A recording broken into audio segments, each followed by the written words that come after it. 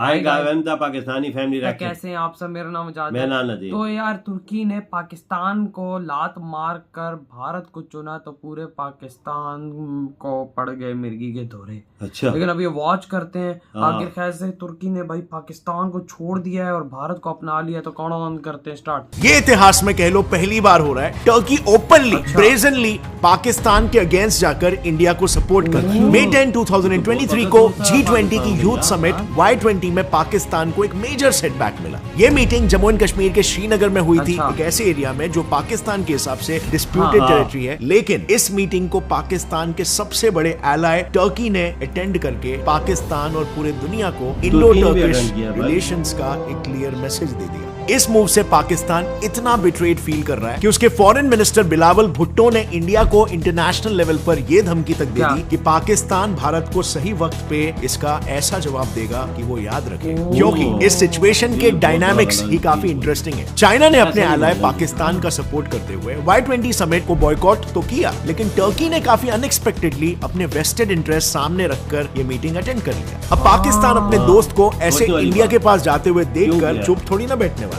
उसने अपने मिलिट्री और इंटेलिजेंस की मदद से G20 को अनसक्सेसफुल बनाने का प्राइम एजेंडा भी बना लिया है, जिसके लिए उनका एक फुल प्रूफ प्लान भी रेडी है। किया रिपोर्ट्स के हिसाब से तो ISI ने 22 मई से 24 मई तक श्रीनगर में होने वाले G20 टूरिज्म मीटिंग को अपना D-Day बनाया है। अपने इस एंटी इंडिया कॉन्स्पिरेसी को पूरा करने ISI अब कलेक्टिव फ्रंट से अटैक करने की तैयारियां कर रहा है। और जी न्यूज की रिपोर्ट की अगर माने तो कुछ पाकिस्तानी टेररिस्ट अब LOC के पास वाले आर्मी लॉन्च पैड्स के नजदीक पहुंच भी चुके हैं, जिन्हें धीरे धीरे करके इंडिया के अंदर इन्फिल्ट्रेट किया जाएगा, जो इस मिशन को पूरा करने वाली कोर टीम बनेगी। इस सिचुएशन को फेमस POK और pro India activist Amjad Ayub ने भी कंफर्म किया है। वो कहते हैं कि इस मिशन को टोटल 30 टेररिस्ट अंजाम देंगे, जिन्हें जल्द ही इंडिया में इन्फिल्ट्रेट किया जाने वाला है। ये तो प्लान का सबसे पहला स्टेज है, लेकिन ISI ने अपने मंसूबे को सक्सेसफुल बनाने यानी G20 के इस मीटिंग को बर्बाद करने के लिए एक नया डेडिकेटेड टेरर ग्रुप जाबाज ग्रुप भी फॉर्म किया है। इस नए टेररिस्ट ग्रुप का बस यही एक एजेंडा है, श्रीनगर के G20 मीटिंग को डिसरप्ट करना। नए ग्रुप्स के अलावा ISI ने पुराने टेरर ग्रुप्स को भी अलग फ्रंट्स पर डिस्ट्रॉय कर रखा है। इंडियन डिफेंस रिसर्च विंग के एक रिपोर्ट के मुताबिक LAT और JEM जैसे बड़े टेररिस्ट ऑर्गेनाइजेशंस को यह काम सौंपा गया है कि वो कश्मीर के आर्मी पर्सनल्स के घरों पर अटैक करे, ताकि G20 को बचाने जाने वाले इंडियन सोल्जर्स दुविधा में आ जाए और वो अपने फैमिलीज को बचाए और G20 समिट के सिक्योरिटीज में वल्नरेबिलिटीज क्रिएट हो जाए। अब अगर ये सारे प्लान्स भी फेल हो जाते हैं ना, तो पाकिस्तान के पास प्लान B भी रेडी है, बॉम्बिंग्स और इंटरनल अनरेस्ट। हिंदुस्तान टाइम्स के एक न्यूज रिपोर्ट ने ये कंफर्म किया है कि LAT का shadow group PAFF people's anti fascist front ने 20 अप्रैल 2023 को आर्मी पर्सनल पर किए पूंछ बॉम्बिंग अटैक को ओपनली एक्सेप्ट किया है। और PAF ने ये ओपनली कहा है कि G20 समिट के अगेंस्ट ये पहला अटैक था और ऐसे और भी अटैक्स आगे आने वाले हैं। बट फ्रेंड्स, यहाँ पर मैं आपको ये भी बता दूं कि बॉम्बिंग्स के साथ ISI ने कश्मीरी सेपरेटिस्ट को भी काम पर लगा दिया है, ताकि जम्मू एंड कश्मीर की इंटरनल हार्मनी भी डिस्टरप्ट होने लगे। इस काम में उनकी मदद टेररिस्ट यासीन मलिक की JKLF कर रही है। JKLF ने पूरे जम्मू एंड कश्मीर में 22 से 24 मई तक स्टेट वाइड प्रोटेस्ट और कंप्लीट स्ट्राइक करने के लिए अपील की है, जिससे कि आर्मी पेटी अटैक्स, बॉम्बिंग्स और पब्लिक ऑर्डर में उलझ जाए और दुनिया के सामने कश्मीर वापस से एक अनस्टेबल एरिया दिखाई दे। अब पाकिस्तान का इस तरीके से कश्मीर इलाके में इंस्टेबिलिटी फैलाने के पीछे का रीजन सिंपल है। अगर इतना प्रोमिनेंट इंटरनेशनल इवेंट श्रीनगर में होगा जिसमें सभी बड़े बड़े देश प्रेजेंट रहेंगे, इससे एक क्लियर मैसेज जाता है कि वो कंट्रीज भी कश्मीर को इंडियन टेरिटरी का इंटीग्रल पार्ट मानते हैं, और ऐसा हुआ भी। और ऊपर से इस इवेंट में अपने दोस्त टर्की को देखकर पाकिस्तान को सहा ही नहीं जा रहा। मगर यहाँ पर सबसे इंपॉर्टेंट सवाल तो ये आता है कि अब ऐसा क्या हो गया कि अर्दोगान इंडिया के पास आ रहा है और पाकिस्तान से थोड़ा दूर। तो वेल, इस चीज के पीछे ना एक नहीं बल्कि 4 मेजर रीजंस हैं। नंबर 1,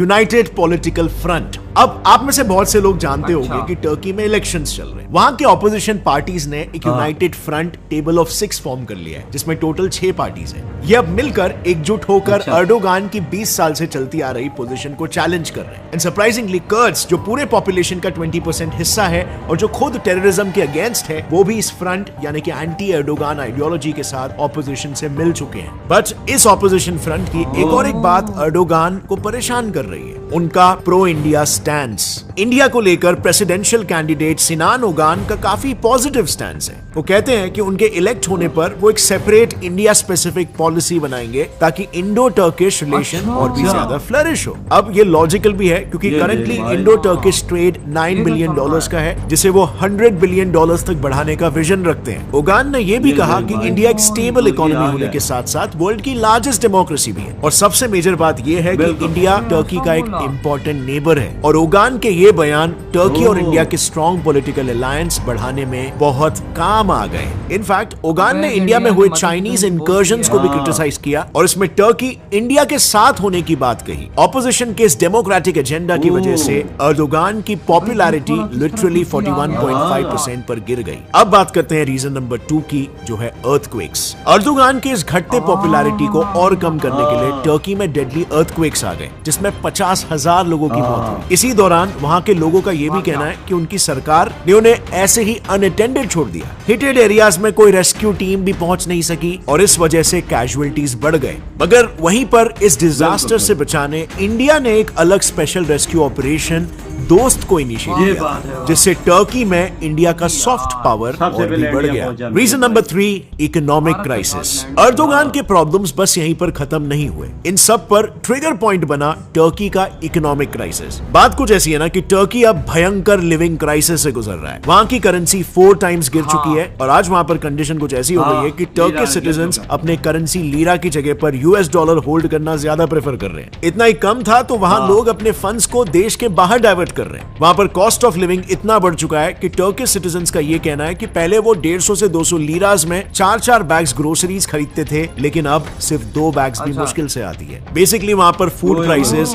54% से बढ़ चुके हैं और इन्फ्लेशन तो सीधा 57% पर पहुंच चुका है। इस सब के लिए लोग टर्की की गवर्नमेंट को रिस्पॉन्सिबल मान रहे हैं। Reason number 4, geopolitical dynamics. इसीलिए ये सब होता हुआ देख अपनी गवर्नमेंट को इस डाउनफॉल से बचाने के लिए अर्दोगान कुछ वे आउट्स ढूंढ रहे हैं, जहां उन्हें अपने इंटरेस्ट इंडिया के अराउंड रिवॉल्व होते हुए दिख रहे हैं। क्योंकि ट्रेड रिलेशंस के अलावा टर्की जो डेस्परेटली SCO की मेंबरशिप चाहता है, उसकी प्रेसिडेंसी इंडिया के पास है, यानी बिना इंडियन अप्रूवल के वो इसे ज्वाइन ही नहीं कर सकता। साथ ही अब रिसेंटली इंडिया ने टर्की के नेबरिंग कंट्री साइप्रस के साथ एक सिक्योरिटी पार्टनरशिप डील साइन कर ली है, जो टर्की के लिए एक मेजर सेटबैक है। और जहां पर पहले इस्लामिक इंटरेस्ट के लिए वो पाकिस्तान को सपोर्ट कर रहा था, आज उसी के इकोनॉमिक कंडीशन की वजह से वो देश टर्की के इंटरेस्ट के लिए बिल्कुल भी रेलेवेंट नहीं रहा, और इस वजह से टर्की ने अब पाकिस्तान को सपोर्ट करना कम कर दिया है। इस पूरे इंटरनल और जियोपॉलिटिकल नीड्स को समझते हुए अर्दोगान भी अब काफी हद तक प्रो इंडिया स्टैंसेस लेने लगा है, जिसकी शुरुआत पिछले साल से हुई जब SCO समिट के साइडलाइंस पर दोनों कंट्रीज के PM कई सालों बाद मिले। इसे कंफर्म किया former Indian ambassador to Turkey Sanjay Panda ने, जो खुद 2022 तक इन ऑफिस थे। उन्होंने ये भी रिवील किया कि अब दोनों कंट्रीज के बीच कई सालों बाद काफी फॉरेन ऑफिस कंसल्टेशंस यानी डिप्लोमेटिक मीटिंग्स भी होने शुरू हो गए। इस रिलेशन को दुनिया के सामने और भी स्ट्रॉन्ग दिखाने का काम टर्किश फॉरेन मिनिस्टर ने किया, जब लास्ट मंथ के G20 मीट में उन्होंने ओपनली ये कह दिया कि UN में हेजीमनी हटाने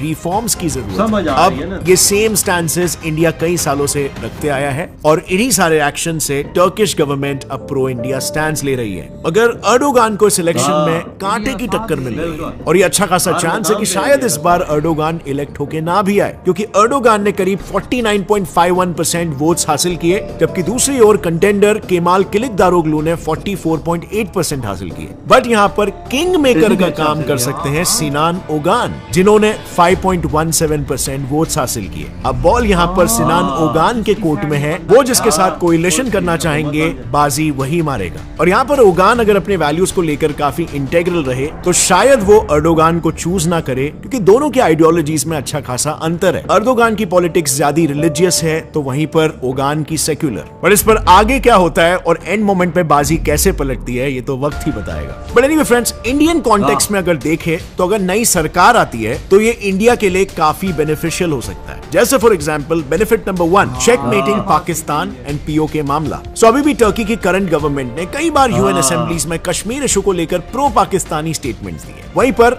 ऑपोजिशन पार्टी ज्यादा वेस्ट ओरिएंटेड, यानी पीओके में जो टर्की स्पॉन्सर्ड सेपरेटिज्म है वो सारे इस नए गवर्नमेंट के अंडर कम हो सकते हैं। इससे उस रीजन की स्टेबिलिटी काफी हद तक बढ़ जाएगी। Benefit number 2, no internal disturbance. India में ऐसे कई रेडिकलिस्ट ग्रुप्स है जो टर्की स्पॉन्सर्ड है और वो इंडिया के इंटरनल सिक्योरिटी को थ्रेट पहुंचाते हैं। मगर ये नई गवर्नमेंट आने से ये सारी चीजें रुकने के काफी हाई चांसेस है, क्योंकि वो अपने पैन इस्लामिक एजेंडा से हटकर अपने नए सेक्युलर एजेंडाज लाएंगे। Benefit number 3, economical boost. तीसरा बेनिफिट ये होगा कि जैसे मैंने बताया ऑपोजिशन पार्टी डेमोक्रेसी ओरिएंटेड है और वो पावर में आते ही सबसे पहले इकोनॉमी सुधारने पर ध्यान देगी, जिसके लिए वो इंडिया के साथ काफी सारे डील साइन कर सकती है। जैसे वेस्ट एशियन रेल लिंक जो सऊदी अरेबिया, रशिया और इंडिया के बीच है, और जिससे इंडिया को वेस्टर्न वर्ल्ड का रेल एक्सेस मिलेगा और इसमें टर्की के जुड़ने से रूट काफी इजी हो जाएगा। रिसेंटली इसी के डिस्कशन के लिए हमारे एनएसए अजीत डोवाल भी सऊदी अरेबिया गए थे और शायद टर्की में नए गवर्नमेंट के आने से ये पॉसिबिलिटी भी ओपन हो सकती है। तो अब ओवरऑल इससे ये समझ सकते हैं कि जियोपॉलिटिक्स में सारे कंट्रीज अपने वही स्टैंसेस रखते हैं जो उनके नेशनल इंटरेस्ट में, और इसीलिए अब शायद टर्की भी मजबूरन होकर इंडिया की तरफ कुछ जगहों पर अपनी नॉन अलाइंड पॉलिसी दिखा रहा है। मुझे ऐसा लगता है कि टर्की का ये डिसीजन उसकी इकोनॉमी को बचाने के लिए भी हेल्प करेगा, मगर वहीं इंडिया को हर मूव पर थोड़ा सा स्केप्टिकल रहना जरूरी है, क्योंकि टर्की के पास्ट एक्शंस को हम भुला नहीं सकते। अब आपको क्या लगता है फ्रेंड्स इस बारे में? नीचे कमेंट्स में जरूर बताना। जाने से पहले मैं ये वीडियो खत्म यार, बात ये है कि भाई साहब अब तुर्की ने सीधे सीधा पाकिस्तान को किया साइड और आया भारत के पास, भारत के कदमों में गिरा है, क्योंकि उसको पता है कि भाई ये जो उसका लीरा गहरा या जो भी वट है और उसका सीन, उसको क्राइसिस या उसको सब कुछ से निकालने वाला एक ही देश है इस दुनिया के अंदर, वो भारत है।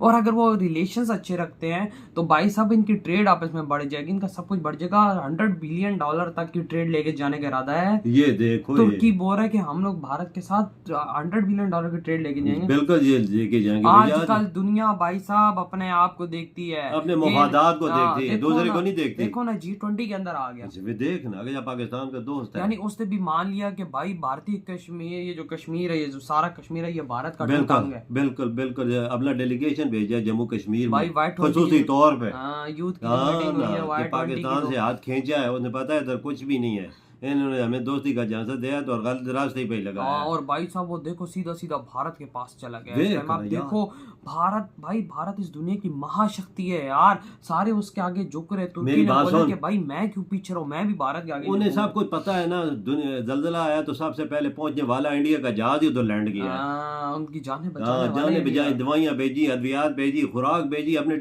कितने उधर अपने मेडिकल कैंप लगाए। बिल्कुल भाई वो भी है। और एक तरफ भारत का इस दुनिया के अंदर दबदबा, इस दुनिया के अंदर पावर है जो तुर्की को, जिसने तुर्की को मजबूर कर दिया कि वो पाकिस्तान से हटेगा और भारत की तरफ है। अगर तुर्की ये काम आज ना करता, आज ये तुर्की अगर ये काम ना करता तो मैं कहता हूँ तुर्की भी इस दुनिया के अंदर बर्बाद हो जाता। जो हम पाकिस्तानियों का हाल है वो तुर्की का भी हो रहा है। बिल्कुल, अभी भारत के साथ ये जुड़ेगा, थोड़ा स्टेबल हो जाएगा। इकोनॉमिकल कोई क्राइसिस है ना, इंडिया उठा लेगा ऐसे। ओके कर दे। देखो रशिया, श्रीलंका को उठाया क्या? रशिया जैसे देश को उठा दिया, जो सुपर पावर अपने आप को कहता है, उसको उठाया। भाई तुर्की समझ गया, बिल्कुल समझा, लेकिन समझ गया। सही बात है, टाइम पे समझा है ना। आज पूरी दुनिया पाकिस्तानियों से क्यों हट गई, अफगानिस्तान जैसा देश भी हट गया, सारे हट गए। क्यों? क्योंकि उनको पता है भारत के साथ हमारा फायदा, भारत हमारा भाई है, भारत हमारा यार है, भारत हमारा सब कुछ है, भारत हमें पालने वाला है, तो भाई हम भारत के साथ। देखो हमारे कितने दोस्त है, तुर्की भी हट गया, यूएई हट गया, सऊदी हट गया, कुवैत हट गया, दुबई हट गया, और कितने मुल्क हैं, सारे के कदमों में, सारे बारे आज पाकिस्तान अकेला रह गया। बिल्कुल। तो यार आप लोग बताएं आपके क्या थॉट है इस वीडियो के बारे में। इधर ये वीडियो खत्म करते हैं, तो बाय।